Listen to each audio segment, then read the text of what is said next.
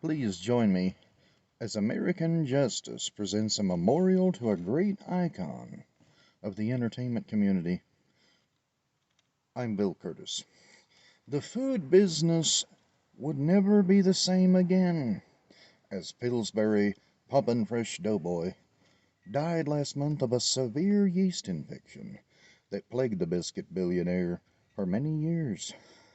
Perhaps contracted from his long line of carefree mistresses, last being a Candida papilloma, a very loose woman, who unfortunately left him for his older big brother, the Stay Puft Marshmallow Man.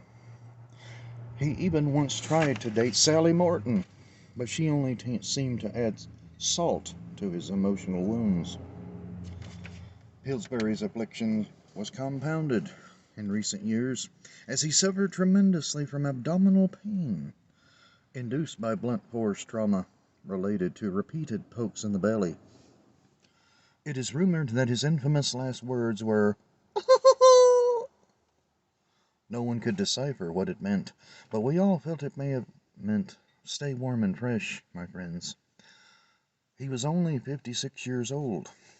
Pillsbury Poppin' Fresh Doughboy was born November 7th, 1965, in Leavenworth, Kansas, to his proud parents, the late Ernie Keebler Elf and Mrs. Chips Ahoy.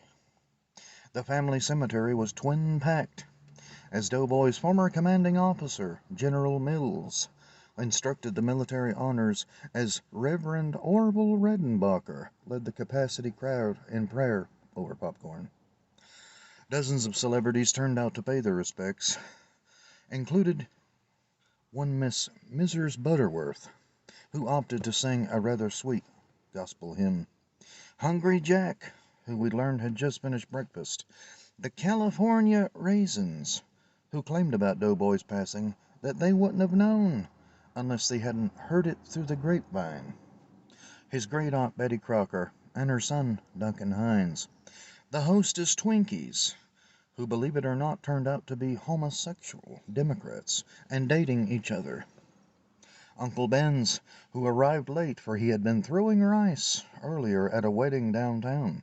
And, of course, his ex-platoon leader, Captain Crunch, who claimed he was feeling rather stale lately. The gravesite was piled high with many different kinds of flour, including an arrangement by Martha White, his cousin. One of his former girlfriends he affectionately referred to as Sweetie came as well, Dixie Kane, with her sister, but unfortunately their tributes created a domino effect of tears.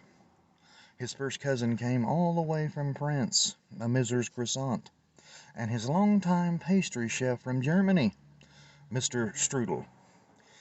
Even his hermit elderly neighbor, Olive Oil, widow of Popeye the Sailor Man, attended the funeral with her unmarried sisters, Tea Tree Oil, Castor Oil, and Pennzoil. His great-aunt Jemima delivered the eulogy and lovingly described Doughboy as a man who never knew how much he was needed. Mrs. Butterworth lamented he was such a sweet boy growing up.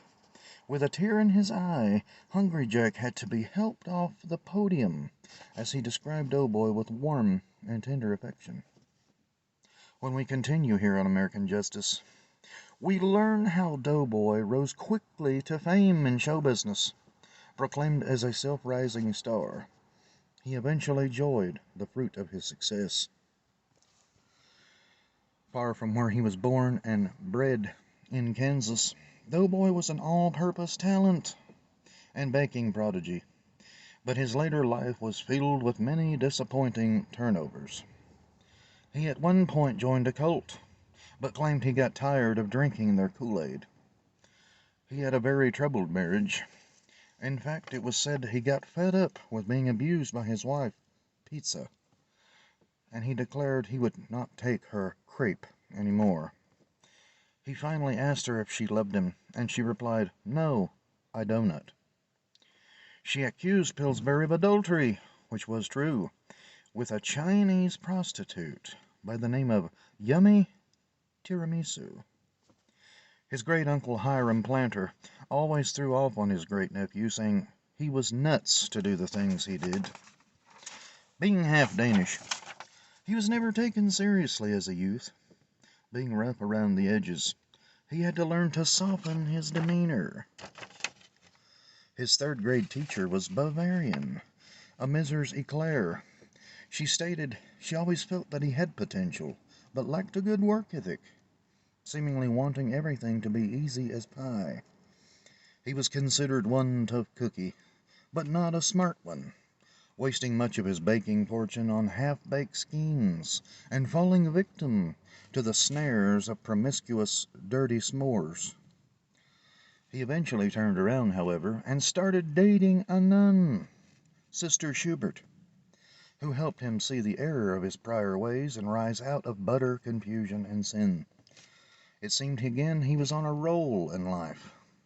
Despite being a little flaky at times, he still, as a crusty older man, was considered a hot commodity to early risers. Some of his hobbies included genealogy, as well as studying Confederate history.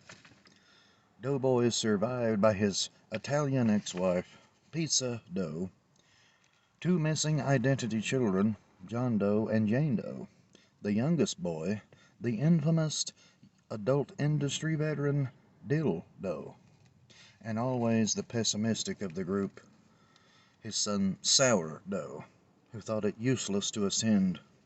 Also, he and his last girlfriend, Mrs. Freshley, had a bun in the oven. She is expected to pop in less than a month. Last but not least, he is survived by his centenarian grandfather, Pop-Tart. Doughboy, according to his final wishes, was buried in a lightly greased coffin. The funeral was held at 3:50 for about 20 minutes.